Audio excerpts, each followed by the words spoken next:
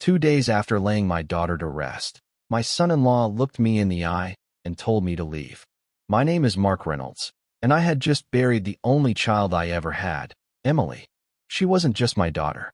She was my whole world, the light in my life, the reason I kept going. But Ryan, her husband, acted like none of that mattered.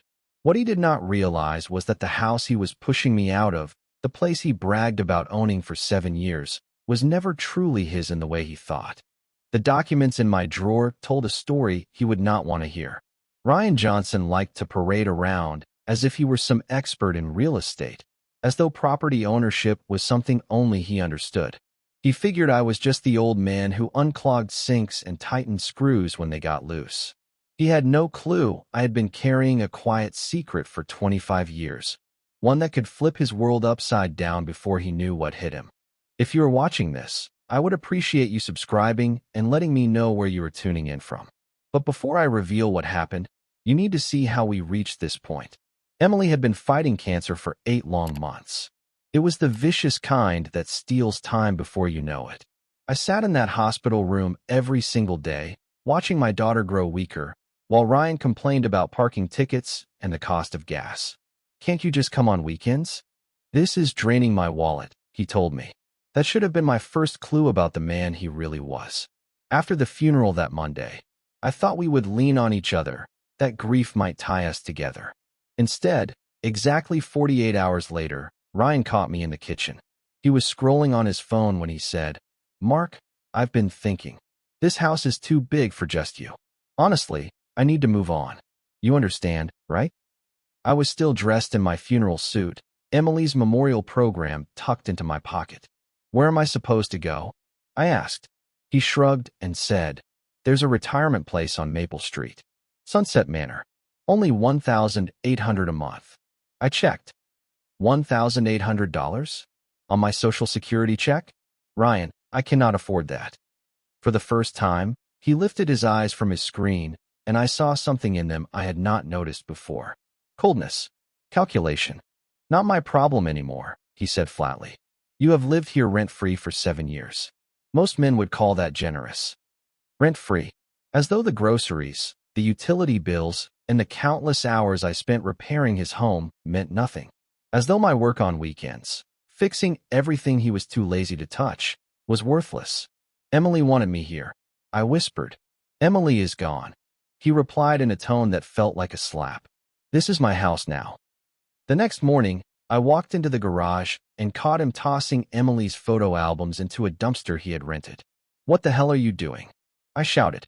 He didn't even flinch. "Cleaning out old junk. Lauren's moving in next month, and she doesn't want this stuff lying around." Lauren, his new girlfriend. The one he texted while my daughter was hooked up to chemotherapy. I scrambled to save what I could, but most of her life, 23 years of birthday parties, plays, vacations, was already gone. "You're throwing away our daughter's memories," I said, clutching what few albums I had rescued. "She was your daughter, Mark, not mine. And you? You're just a tenant who's overstayed his welcome." By Wednesday night, he had changed the locks on the shed where I kept my tools. 40 years of collecting expensive equipment from my days in construction and real estate development, worth more than his shiny BMW. When I confronted him, he just shrugged and said, "Security precaution. You never know these days." Then he handed me papers, an official-looking 30-day notice to vacate, typed on letterhead from his office. 30 days. I muttered. "You want me to pack up 4 decades of my life in 30 days?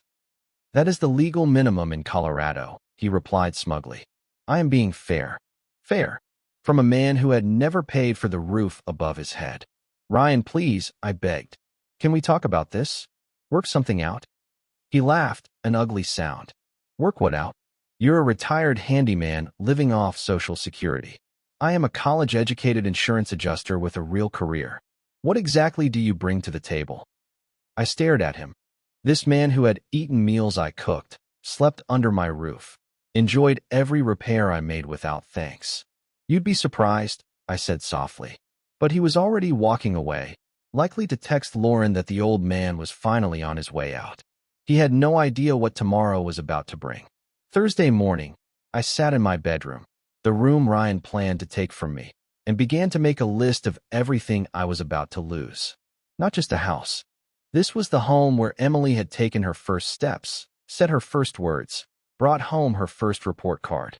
Every corner whispered with 40 years of memories Ryan was about to wipe clean. But it was not just about sentiment. At 63 years old, the thought of starting over didn't just feel tough. It felt almost impossible. Out of desperation, I looked into Ryan's bright idea about Sunset Manor. Turned out that $1,800 a month was only the bare minimum. Add in food, laundry, and basic medical care, and the number jumped closer to $2,500. My monthly Social Security check was $1,400. The small pension I got from the construction company added another $600. Do the math. I was staring at homelessness in 3 months. I called around to other facilities in Denver, but it was even worse. Shady Grove wanted $3,200. Mountain View asked for $2,800, plus a $5,000 deposit up front. Even the rundown places with failed health inspections wanted more than I could afford. My savings account sat at $8,000, all that remained after Emily's medical bills swallowed up most of my retirement. Even if I found the cheapest room in the worst place in town, my money would dry up before Christmas. But honestly, the money wasn't the worst part. The real pain came from watching Ryan slowly strip away everything that tied Emily to this house. On Wednesday night, I walked in on him rifling through her jewelry box. Sitting on his nightstand was her grandmother's pearl necklace, 3 generations old, right beside a pawn shop receipt. "That isn't yours to sell," I said. "Everything in this house belongs to me now," he answered, smug as ever. "Estate law is crystal clear on that." Estate law? Ryan didn't know the first damn thing about law. I reached out to Emily's friends, hoping maybe one of them could let an old man crash for a while. Most were kind, but they had young families, bills, and cramped houses of their own. No space for a grieving father-in-law. Out of sheer desperation, I even called my brother down in Phoenix. We hadn't spoken in 5 years, not since we'd fallen out over Mom's will. He listened politely, then told me his homeowners association had rules against long-term guests. "Maybe it's time you considered a retirement community," he said. "Might be good to be around people your own age." People my own age. As if clinging to my daughter's memory was some kind of unhealthy habit. By Thursday afternoon, the grim reality settled in. Ryan had the upper hand. He had the house. He had legal papers proving he was Emily's husband. And he had the kind of arrogance that plows through any objection. In his mind, I was nothing more than a freeloader, a burden, a charity case living on his goodwill. No standing, no money, no power. At least, that's what he believed. That night, I sat in Emily's old room. I pulled out a box I'd tucked away in her closet and spread the papers across her bed. Birth certificate, report cards, her college acceptance letter from Colorado State University. The story of a life cut short at 32. But mixed in with those memories were other documents, files Ryan had never laid eyes on. Records that painted a very different picture of who truly owned this place. I reached for my phone and called Diana Brooks's office. Dee had been my attorney for 15 years. We'd first worked together back in 2010 on a tricky real estate development deal. Long before that, we'd been classmates at Colorado State, back when I thought I'd make a career in business and real estate instead of swinging a hammer. "Mark," she said gently when she picked up, "I'm so sorry about Emily. How are you holding up?" "I've been better, Dee," I admitted. "Listen, I need to set up a will reading tomorrow. If possible." "Of course. Emily's will." "Yes. And Dee, send formal invitations. A few specific people need to be there, Ryan included." She paused. Dee knew me too well. She could hear when I was up to something.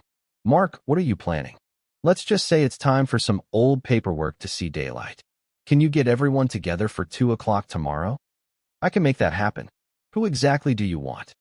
I rattled off the list. Ryan, naturally. Lauren, since she was already acting like she lived here. Carlos Vega, the neighbor who'd seen more of Ryan's behavior than anyone else. Linda Monroe from First National Bank. A few more neighbors who'd been watching the circus unfold. "That's quite a crowd for a will reading," Dee said. "Trust me," I told her. "They'll all want to hear this."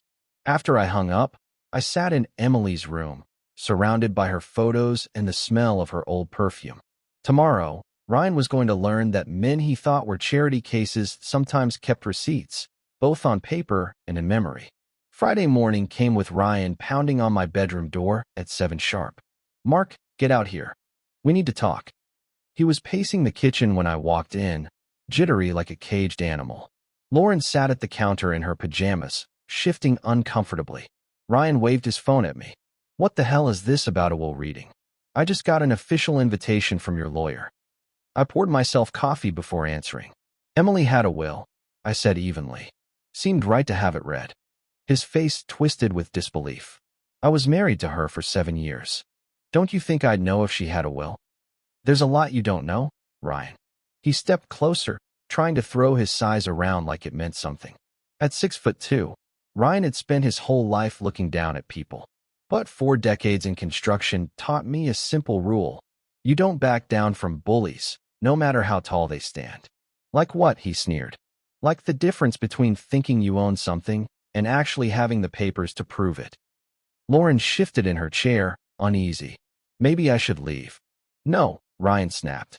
"You live here now. You deserve to hear this." Live here now. 3 weeks in, and he was already crowning her queen of the castle. The man moved quick when it came to his own comfort. I sat down with my coffee. "Tell me, Ryan, ever bother to look at the deed for this place?" "Of course I have. Emily and I bought it in 2017. "Really? Then go ahead. Show me." "Show you what?" "The deed. The mortgage paperwork. The closing file. You know, the stuff that proves you own what you claim." Color drained from his face. "I don't need to prove anything to you. You've been living here free of charge." "Free?" I repeated, almost laughing. "That's interesting. What do you think I've been paying for the last 7 years?" "What are you talking about?" "The electric bill, the property taxes, the insurance premiums, the maintenance. You think those cover themselves?" "Emily handled all that." "Yeah," I said slowly. "With whose money?" For the first time, a flicker of doubt crossed his eyes. He realized he had never once seen a bill, never signed a check, never even asked where the cash came from that kept his comfortable life running. "The mortgage comes out of my account," he said, but his voice lacked its usual bite. "Oh, which bank?" "First National." "That's so?" "Because I know Linda Monroe over there. Known her for years. She'll be at the reading this afternoon." Lauren's head kept swiveling between us like she was watching a tennis match. I could almost see her thinking about what kind of mess she'd stepped into. "You're bluffing," Ryan said, though his voice cracked a little. "Am I?" I pulled a faded card from my pocket and slid it across the table. The print was worn, but the name still showed clear. Reynolds Development Group, established 1995. Ryan squinted. "What's this?" "My business card. Back when I was developing properties instead of patching drywall and fixing your faucets." "You were a handyman," he muttered, but there was no conviction left in him. "I was a lot of things," I said, "some of which you might not like learning about." Lauren leaned forward. "Ryan, what is he talking about?" "Nothing," Ryan said quickly. "He's just trying to stir things up before I make him leave." I finished my coffee and stood. "Well, we'll see soon enough. Diana's expecting everyone at 2 o'clock. I'm not going to some circus act just to watch you embarrass yourself." "That's your choice," I said. "But you should know, Diana's not only reading Emily's will today. She'll also be sharing property records, tax filings, and a few business papers from the late 90s. Should make for an interesting afternoon." His face turned pale. "What kind of business papers?" "The kind that explain how a so-called handyman managed to live in a house like this for 7 years without paying rent." I walked toward the door, then paused. "Oh, and Ryan, you'll want to bring identification. Diana will need to verify your legal standing before discussing certain matters." "My legal standing?" "Your right to be in this house. Your supposed ownership. That sort of thing." Lauren grabbed his arm, panic in her voice. "What is he talking about, honey?" "I don't know," Ryan stammered, though his eyes betrayed real fear. "The old man's losing it." "Am I?" I asked. "Or is it that you never bothered asking the questions that mattered?" I left him there, Lauren pressing him with questions he couldn't answer. That morning I sat with Diana at her office, going over documents some folks hadn't seen in 25 years. By the time we were done, I knew. Today, everything was going to change. At 1:45, I walked back inside to get ready. Ryan was in the living room, digging through a box of Emily's files, sweat dripping down his forehead. Looking for something? I asked. He glanced up, frantic. Where's the deed, Mark? Where's the actual property deed? I smiled. Now that's a very good question, Ryan. You should ask Diana. The thing about living a quiet life is this. People stop looking closely. They see only what fits their assumptions, and the rest slips right past them. Take my watch, for example. Ryan had seen it on my wrist every day for 7 years, but he never once realized it was a Rolex Submariner. $18,000, retail. Not exactly the kind of accessory a so-called charity case usually sports. Same story with the tools in the shed he locked up. Professional gear. A Hilti hammer drill worth $3,000. Festal sanders running $1,500 apiece. Precision laser levels. Premium grade hand tools. Specialized equipment you do not buy unless you've managed million-dollar construction projects. But Ryan only saw the old man in worn work clothes, so he figured he knew the whole picture. That Friday afternoon, as I walked toward Diana's office, my phone buzzed. Caller ID lit up with Harrison, First National Bank. Linda, good to hear your voice. Mark, she said, I got your invitation to the will reading. I have to ask, does this have something to do with the Sunset Holdings account? Among other things, I told her. Linda had been my banker for over 20 years. She'd managed the financing on most of my development deals, back when I still played in the big leagues, including a few clever arrangements that kept my name off public filings. How much detail should I bring, she asked. The full portfolio summary, I said. Assets, holdings, transactions, the works. That's a mountain of paperwork, Mark. Are you sure? I'm sure, Linda. It's time. When we hung up, I checked my email. 3 messages sat in my inbox from different property management firms. All routine updates, rental income, maintenance reports, market valuations. Normal stuff to me, but the kind of correspondence that would have knocked Ryan on his backside if he'd ever seen it. I'd been careful to keep all that mail out of his sight, using a post office box instead of the house. Couldn't risk him stumbling across letters from companies like Premier Property Management or Mile High Real Estate Holdings. The irony still makes me smile. Ryan spent his days appraising claims, valuing property, running numbers for insurance. He of all people should have spotted the signs of hidden wealth. But he never did. He just saw the handyman, assumed that was all there was, and left it at that. Another buzz, this time a text from Diana. Carlos Vega just called. Says he's bringing some interesting photos to share. Carlos was my next-door neighbor, a retired police sergeant with sharp eyes and an even sharper memory. He'd been keeping tabs on Ryan all week, snapping photos of things that might matter. More importantly, Carlos remembered the old days, back when I was still cutting ribbons on new projects. He'd been there in 2008, at the opening of Highlands Plaza, when I shook the mayor's hand and accepted a community development award. Those photos. About to become very useful. By 1:30, I stopped at the house to change. Ryan was still tearing through boxes in the garage like a man possessed. Lauren was pacing in the driveway, phone pressed to her ear. Mom, I don't know what's going on, she whispered. Ryan won't tell me anything, but something's wrong. Really wrong. Smart girl. Too bad, she put her money on the wrong man. Inside, I pulled on my charcoal gray suit, the one I used to wear at real estate dinners when I was rubbing elbows with developers and city officials. It still fit like it was tailored yesterday. Still looked sharp because it was sharp. When I came downstairs, Ryan froze. For the first time since I'd known him, the man had no words. The handyman had just vanished, replaced by someone who looked every bit the businessman I used to be. Where'd you get that suit? He asked quietly. Same place I got the watch, I said. Same place I got those tools you locked away.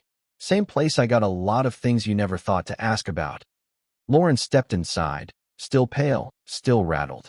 She stared at me, then turned to Ryan. Why does he look like he's going to a board meeting instead of some will reading? Ryan didn't answer.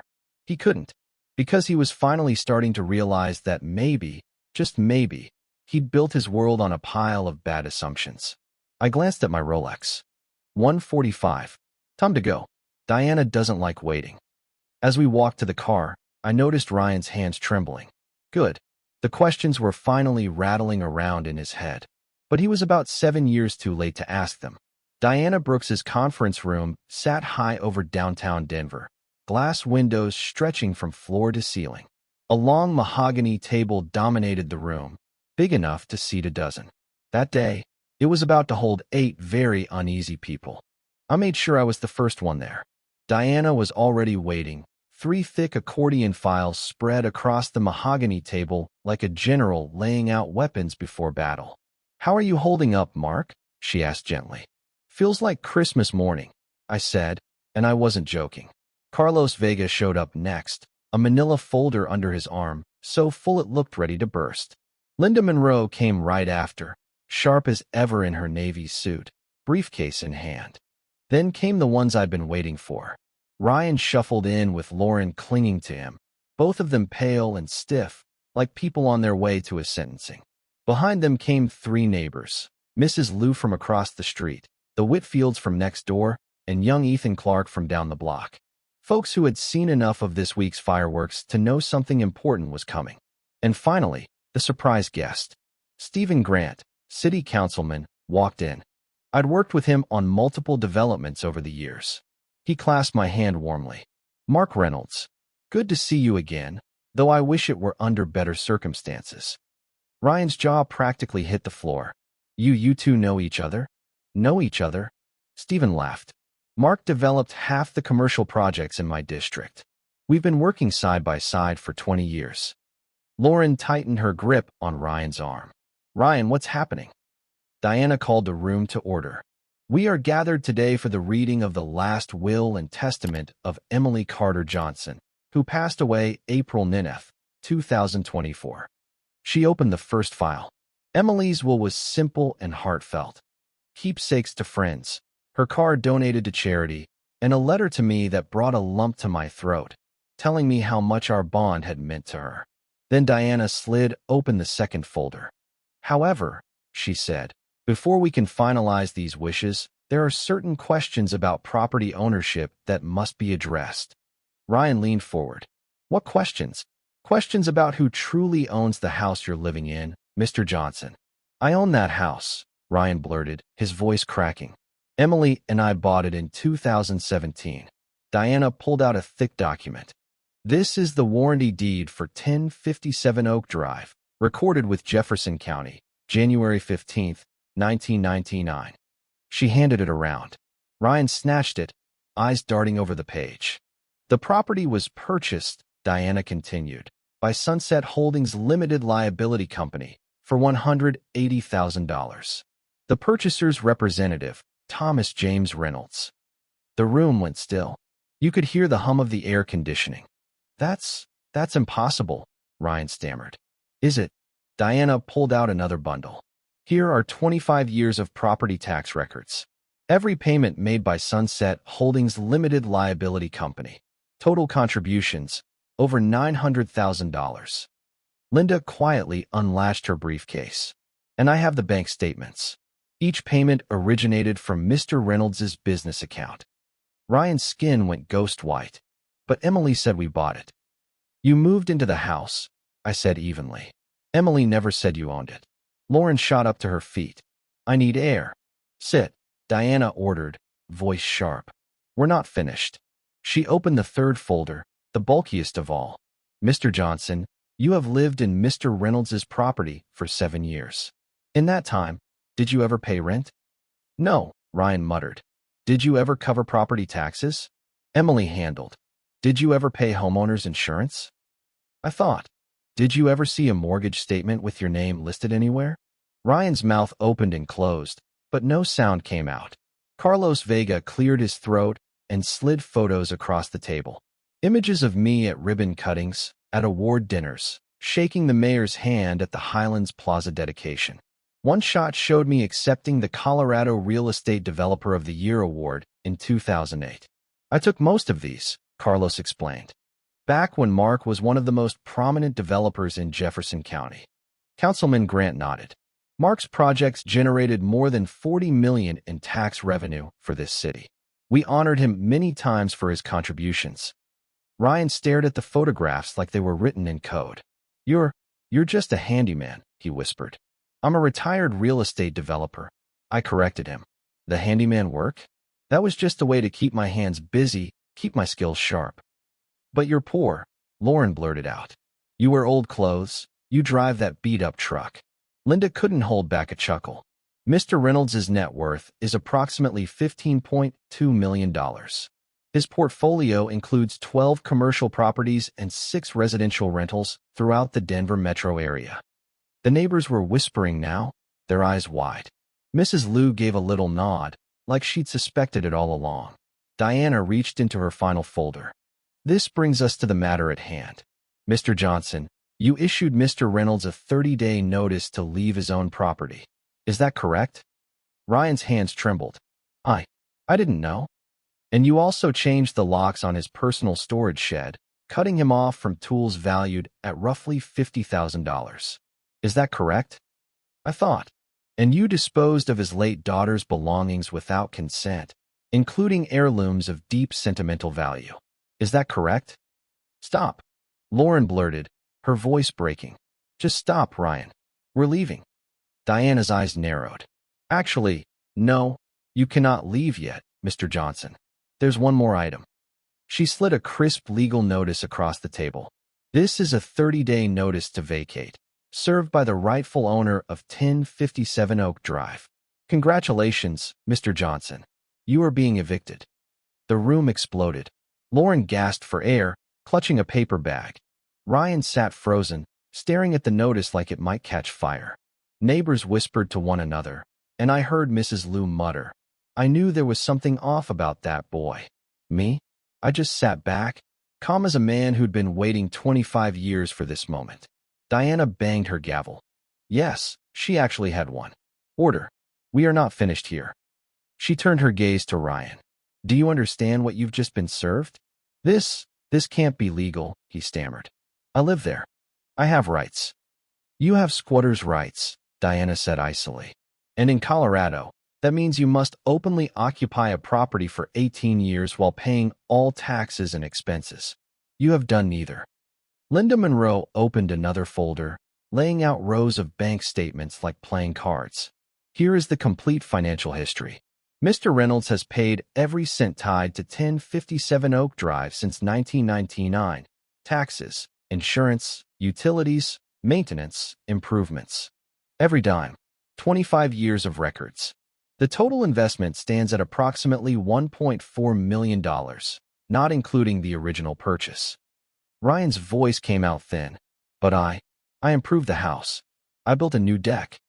With lumber bought by Mr. Reynolds, Carlos Vega cut in. I helped carry it myself. $1,400 from Home Depot. Mark paid in cash. The hot water heater, Ryan tried again. Installed by Whitfield and Sons Plumbing. I said evenly. Bill came from my account. I still have the receipt. The new windows. Reynolds Glass Company, Diana interrupted.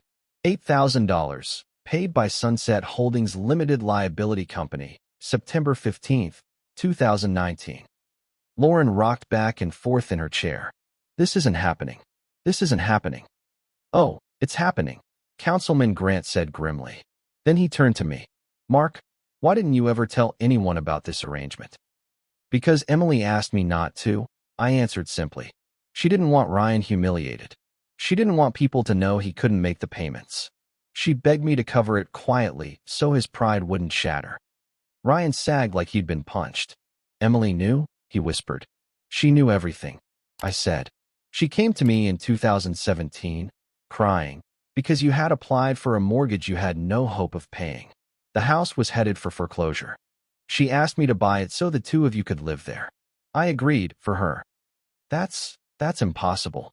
Diana pulled another sheet from the file. This is a letter from Emily, written in 2017, placed in my office for safekeeping. Shall I read it? Yes, I said firmly. Read it. Her voice softened. Dad, I know this arrangement will be hard on you, but I need you to understand how grateful I am. Ryan has so much pride about being the provider, and if he knew the truth about our finances, it would destroy him. He works so hard, but his salary just isn't enough for the life we dream of together. I promise I'll find a way to repay you someday. Thank you for making this possible. Please, never let Ryan know. It would kill him to realize he's been living on charity. Love always, Emily. The silence after that letter was suffocating. Ryan was crying openly now, shoulders shaking. She shielded you for 7 years, I said quietly. Made sure you never had to face reality. She let you keep your pride intact. And how did you repay that kindness? Diana cut in sharply, by trying to throw her father into the street before her body was even cold. Lauren suddenly stood. I can't. Ryan, I'm sorry, but I can't do this. She snatched her purse. Call me when you figure out where you're going to live. We all watched through the window as she got into her car and drove off, without a glance back. Ryan turned to the table, broken. What happens now? Now, Diana said, her voice cold but steady. Now you have 30 days to find yourself another place to live. The same mercy you offered Mr. Reynolds. But my stuff is still there, Ryan stammered. My furniture. The things Emily picked out with my credit card. Check the receipts, I told him. Every stick of furniture, every appliance in that house was bought with my money, funneled through companies I set up so Emily could hold her head high. Linda flipped through her ledger. Furniture and appliances, $43,000. Electronics, $12,000. Artwork and decorations, $8,000. All paid by Reynolds-owned entities. Ryan's voice cracked. I don't have anywhere to go. Not really my problem anymore, is it? I answered, repeating the very words he'd thrown at me just 2 nights before. Most folks would say 7 years of free living is already more than generous. Carlos leaned in. There's something else you should hear, Ryan. Something about how people really saw your marriage. He unlocked his phone and slid it across the table. Photo after photo from block parties, neighborhood barbecues, community meetings. Ryan was never in them. Too busy, too absent. But I was. Helping Mrs. Lou fix her fence. Organizing the Christmas light display. Coordinating snow shoveling for the older neighbors. Everyone knew Mark was the one running that household, Carlos said. Emily leaned on him for decisions. Finances, repairs, improvements. We all assumed he owned the place. You assumed wrong, Ryan muttered weakly. No, Mrs. Lou said firmly, speaking for the first time. We assumed right. You assumed wrong. Diana gathered her files. Mr. Johnson, you now have 30 days to vacate. All personal belongings must be removed. Anything left behind will be classified as abandoned property. Ryan tried one last time. But what about my job? People will find out. They'll know. Know what? Councilman Grant asked, his voice like steel. That you've been living above your means? That you leeched off an older man's generosity? That you returned kindness with cruelty? Linda added. Or maybe just that you're being evicted from a house you never owned in the first place. Ryan slumped in his chair, deflated. The arrogant man who'd cornered me in the kitchen earlier that week was gone. What sat in front of us now was just a broken figure realizing his story had been built on lies. Mark, he said quietly, I'm sorry. I didn't know. You didn't want to know, I corrected him. You wanted to believe you were the big man, successful, in control. The truth would have shattered that illusion. Diana rose. Ladies and gentlemen, our business today is concluded. Mr. Johnson, you'll receive official documentation within 48 hours. As the neighbors filed out, shaking my hand, offering their congratulations, Ryan stayed rooted to his chair, staring at the eviction notice like it might rewrite itself. 7 years, he whispered. I lived there 7 years. Yes, I said, slipping on my coat. 7 years of kindness you mistook for weakness. 7 years of generosity you thought was desperation. I paused at the doorway. The tragedy isn't that you're losing the house, Ryan. The tragedy is that you never appreciated it in the first place. The drive back felt like the longest 5 minutes of my life, not from dread, but from relief. For the first time in a week, I was going home. Home, to my own property, with the legal authority to decide who stayed and who didn't. Ryan wasn't riding with me. He'd come in Lauren's car and was now stuck calling an Uber. I'd offered him a lift, but he just shook his head, too hollowed out to speak. When I pulled into the driveway, the first thing I noticed was the missing for rent sign. Lauren must have already canceled the online listing, finally realizing you can't rent out a house that never belonged to you. Inside, the place was chaos. Ryan's clothes stuffed into garbage bags, electronics stacked in piles, furniture half disassembled. Lauren had clearly started packing before she walked out for good. My phone buzzed. "Diana." "Mark," she said, "I need to prepare you. Ryan's going to fight this. He may try to claim common law marriage rights, or argue Emily had implied ownership." "Let him try," I said. Emily never held title. Her name wasn't on the deed. She never signed a mortgage. She never made a single payment. And Colorado doesn't even recognize common law marriage the way he thinks it does. You can't inherit something that was never yours to begin with. "I know that," she replied. "But desperate men make desperate moves. I want to make sure you're covered.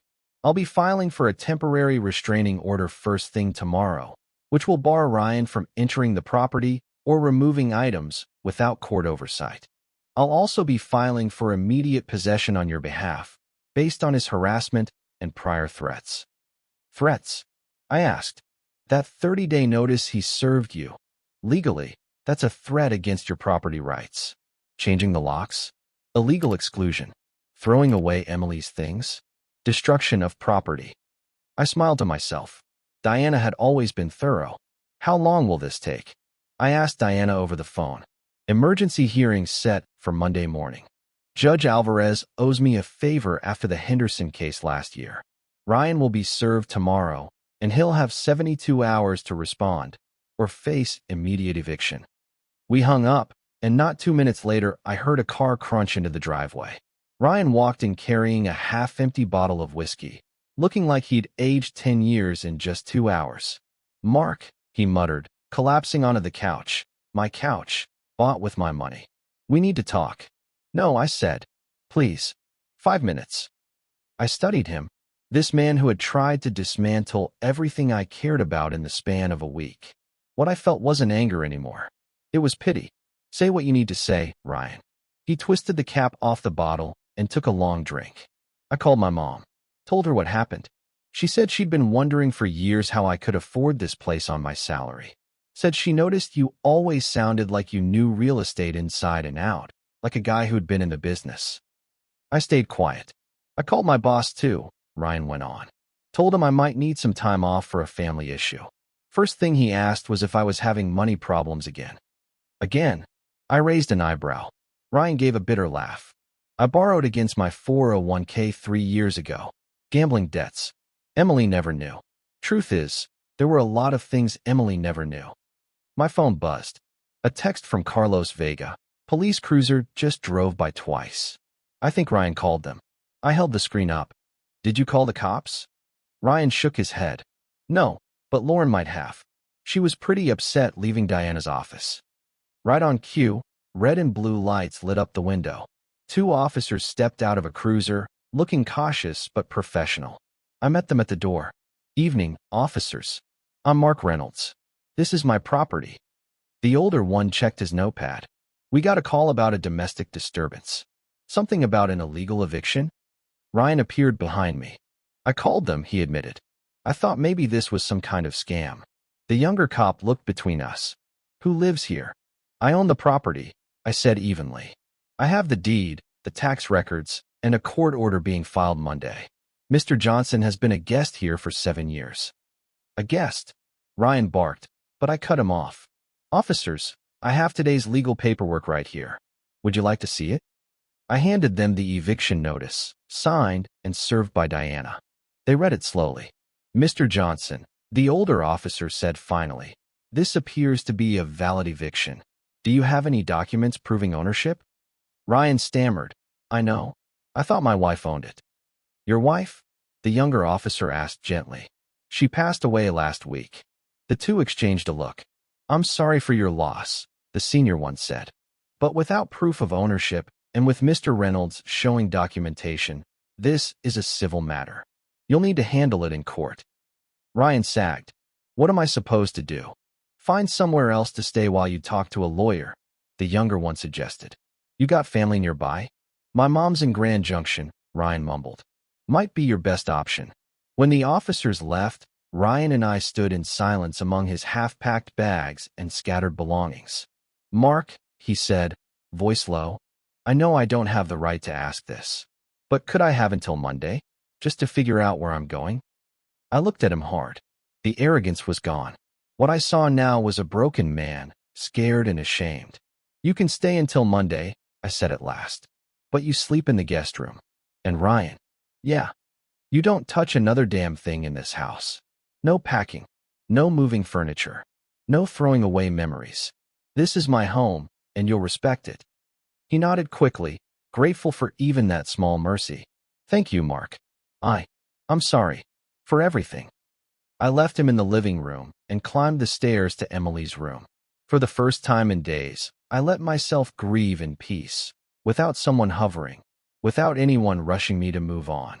Monday morning, Ryan Johnson would be gone, and I'd finally be free to begin rebuilding my life in the home I had fought to protect for 25 years. By Sunday afternoon, word had spread across the neighborhood. I was out working in the garden, something Ryan never let me touch, when Mrs. Lou crossed the lawn with a casserole dish and a warm smile.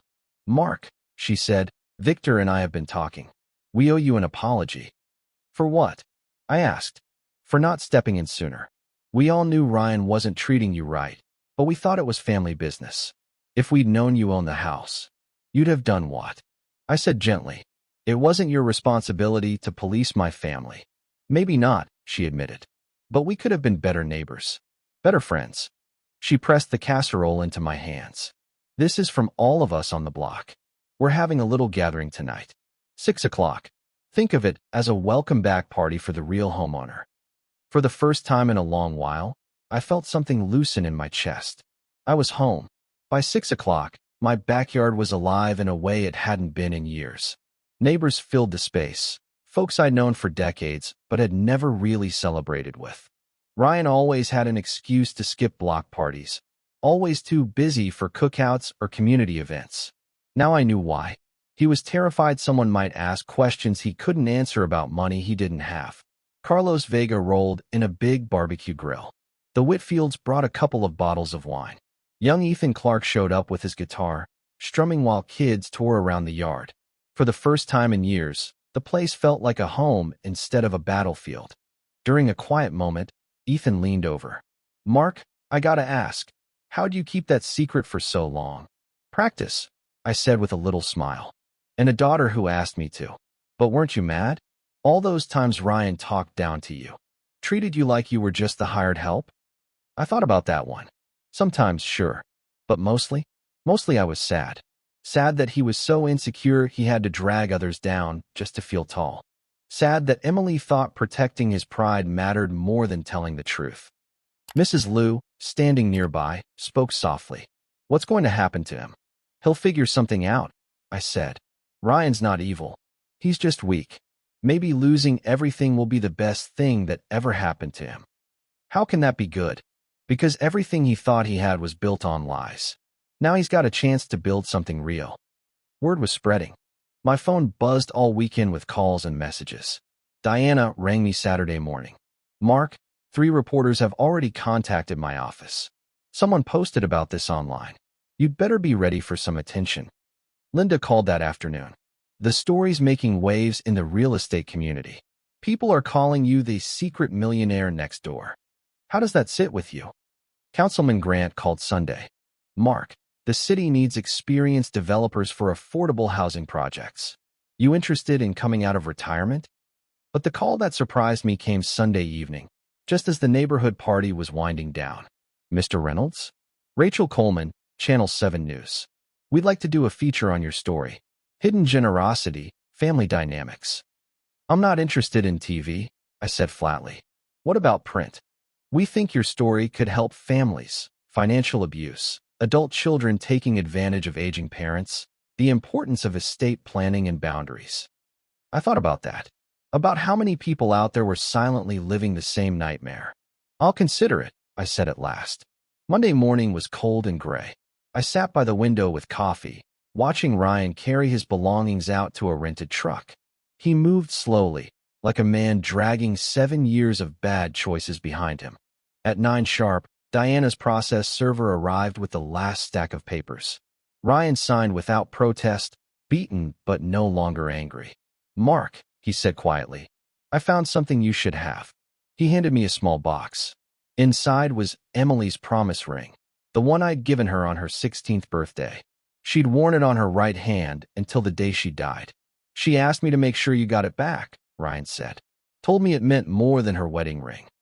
For the first time in all this, my eyes burned with tears. "Thank you, Ryan." He nodded, turned toward the truck, then looked back once more. "For what it's worth, Mark, you raised an incredible daughter. She loved you more than anything." Then he drove away, and I was alone in my house again, but not really alone. I had neighbors who stood with me. I had a business legacy still waiting for me. And I had 25 years of memories rooted deep in the walls of the home that had always been mine. Most importantly, I had honored Emily's wishes without sacrificing my dignity. Sometimes, that's the best a man can do. 3 months later, I was sitting in my newly renovated home office, Emily's old room, finally transformed, when the doorbell rang. Ryan stood there. He looked thinner, worn down, but steadier somehow, like a man who'd finally put down the weight he'd been hauling. "Mark," he said, "I hope it's all right that I stopped by." "It's your right to ring the bell," I told him, "but you don't come in unless I invite you." "I understand. I wanted to tell you something." I stepped onto the porch, closing the door behind me. Old habits. I'd spent 3 months relearning boundaries, and I wasn't about to forget them now. "I've been living in Grand Junction," Ryan said. "Moved back in with my mom for now. Picked up a job with a smaller insurance firm. Pays less, but the work feels honest." "Good for you," I told him. "I also started therapy," he admitted, talking through why I always needed to feel important, why I couldn't just be grateful for what I had. I stayed quiet. This was his moment, not mine. "She helped me see something," Ryan went on. "I was terrified of looking like a failure, so I convinced myself I deserved success, no matter where it came from. Didn't matter if it was mine or not." "That's a brutal lesson," I said. "The hardest part," Ryan whispered, "is knowing Emily knew. She protected me from the truth because she didn't think I could handle it." "Could you have?" I asked. He thought about it for a long time. 7 years ago? No. I was too proud, too insecure. But maybe if I'd faced it then, I wouldn't have turned into the man who tried to throw his grieving father-in-law out of his own house. A car pulled into the driveway, Diana, arriving for our weekly business meeting. She'd talked me out of retirement, and now we were working on an affordable housing project downtown. Ryan glanced at her. "I should go? Don't want to get in the way." "Ryan," I said as he turned to leave, "thank you for bringing me Emily's ring. That meant a lot." "She wanted you to have it," he replied softly. Diana walked up, briefcase in hand. She gave Ryan a polite nod, but didn't speak. "Professional courtesy, Mark," Ryan said with a small smile. Then his voice grew tentative. "I know I don't deserve to ask this, but would it be all right if I sent you a card on Emily's birthday? Just to let you know I'm thinking about her?" I studied his face. The arrogance was gone. In its place was something that looked like real remorse. "That would be fine," I said. "But Ryan, don't expect me to send one back. Forgiveness is a process, not an event." He nodded. "I understand. Thank you for giving me a place to start." When he left, Diana and I went inside and spread out the blueprints across the dining table. She caught me staring off. "How do you feel about all that?" "Better than I expected," I admitted. "He seems like he's finally learning." "Think you'll ever rebuild a relationship with him?" "I don't know. Maybe someday. But if we do, it'll have to be built on honesty instead of convenience. Respect instead of assumption. Boundaries instead of exploitation." Diana smiled. "Those sound like good rules for any relationship." She was right. Over the past 3 months, I'd been applying those rules everywhere. I reconnected with old colleagues from the development world. I joined city planning committees. I even started dating again. A kind woman named Julia, who knew exactly who I was and what I was worth, both as a man and in business. I honored Emily's memory too. I started a scholarship fund in her name for kids who wanted to study real estate or business. I donated to the cancer center that treated her. I found ways to keep her spirit alive without losing myself in grief. The house felt different now, lighter, still full of Emily's photos and treasured things, but also filled with my own touches. It no longer felt like a shrine. It felt like a living home again. Tonight, 6 neighbors were coming over for dinner. Tomorrow, I had a meeting with city planners about our new project. Next weekend, Julia and I were heading to Colorado Springs to look at mountain properties. Life wasn't just moving forward. It was moving forward with purpose, dignity, and honest connections. And for the first time in years, that felt like enough. So if you're dealing with someone who mistakes your kindness for weakness, remember this. Generosity should never mean giving up your self-respect. Boundaries aren't cruelty, they're survival. Thanks for listening. Let me know in the comments how you've handled people like this in your own life.